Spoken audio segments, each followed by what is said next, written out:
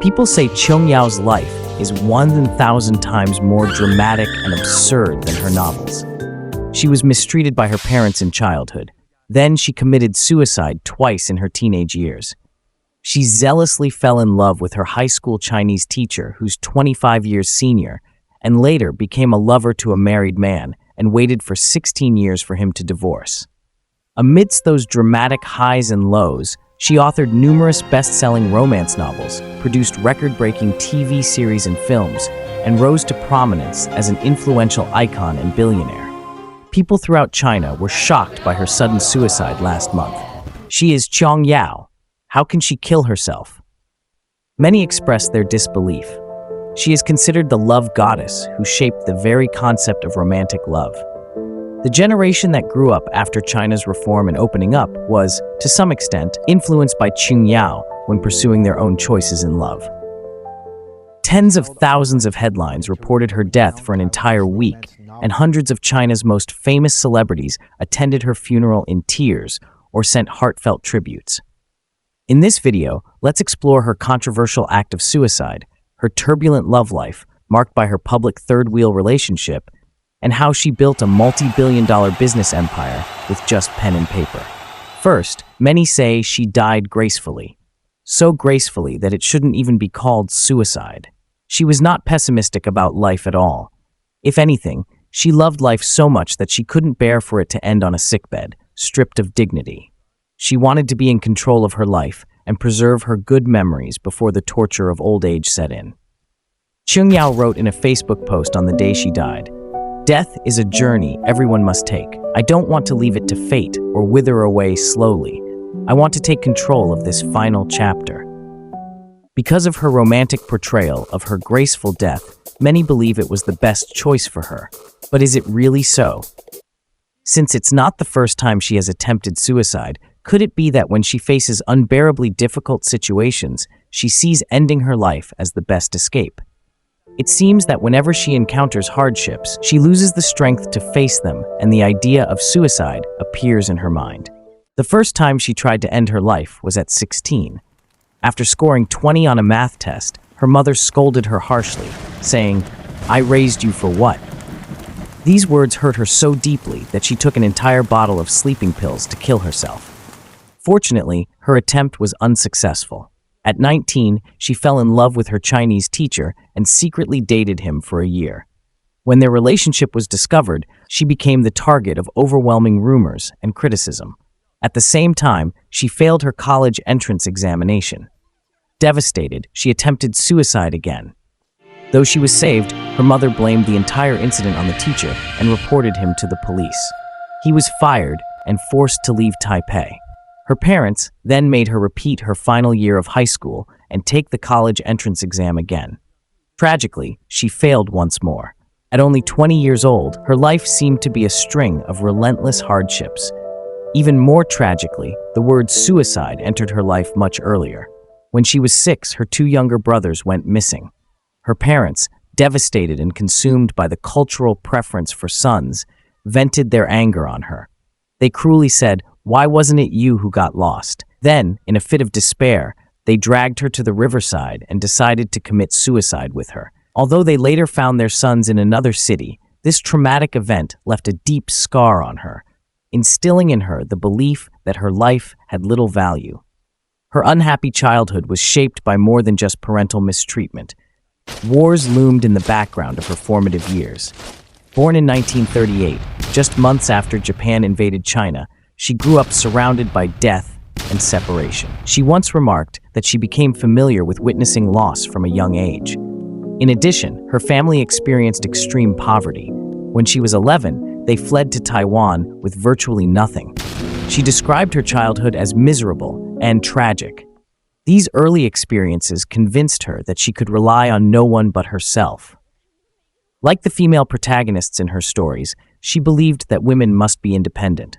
Among her 5 siblings, she was the least favored, but she resolved to build her own strength. She explained that her characters are full of personality, not docile or submissive. They possess the backbone and integrity to stand by what they believe is right. According to the New York Times, Chiung Yao shared that readers often questioned whether the passionate love she depicted in her stories was drawn from real life. They asked, "Aren't those earth-shattering romances just your fabrications?"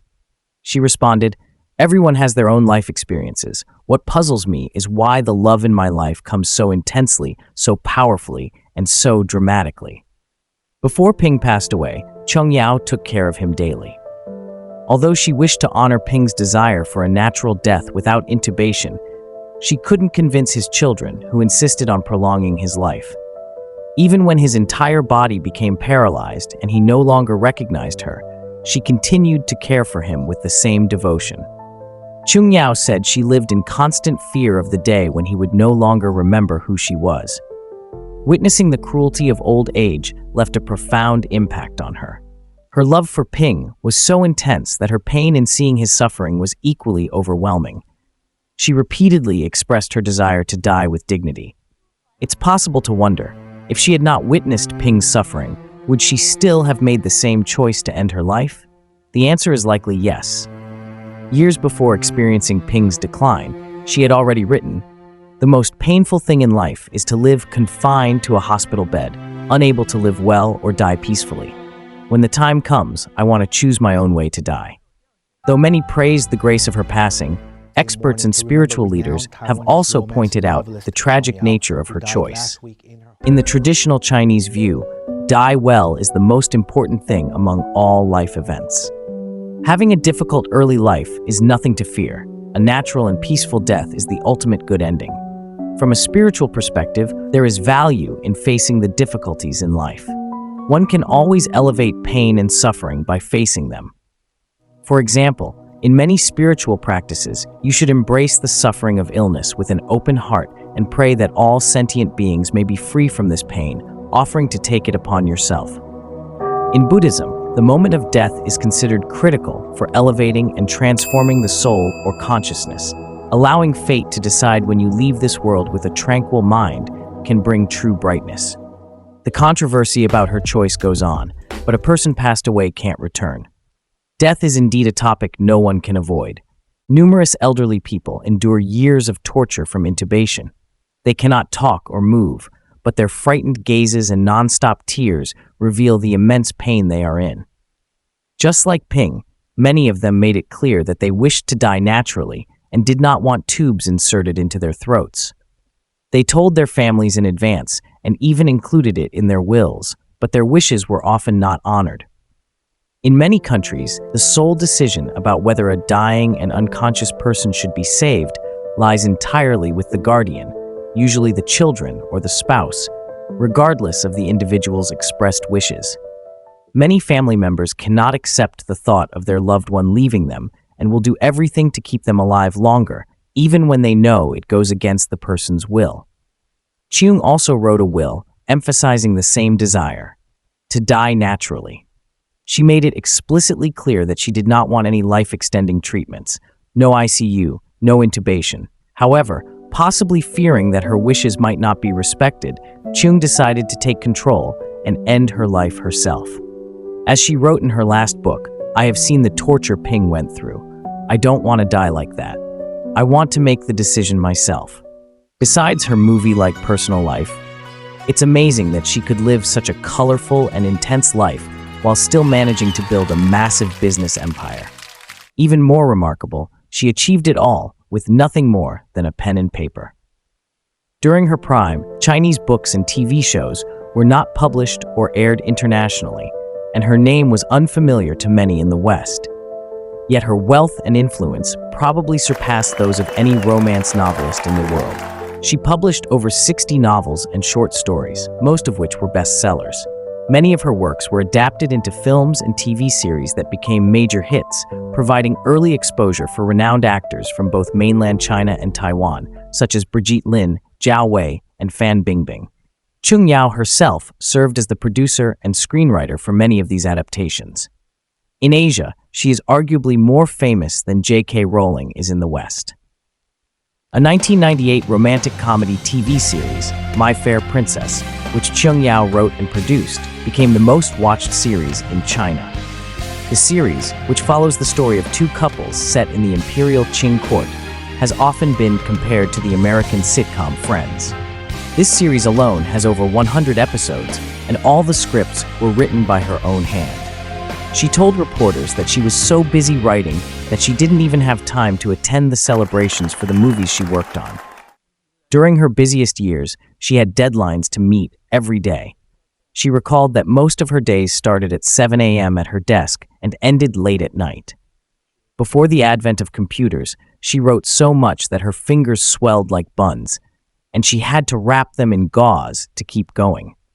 The amount of ancient Chinese literature she mastered and composed is beyond imagination, quoted Eileen Chow, a sinologist at Duke University who grew up in Taiwan, saying, "We would love to think that we all learned our poetry from school, from our elders.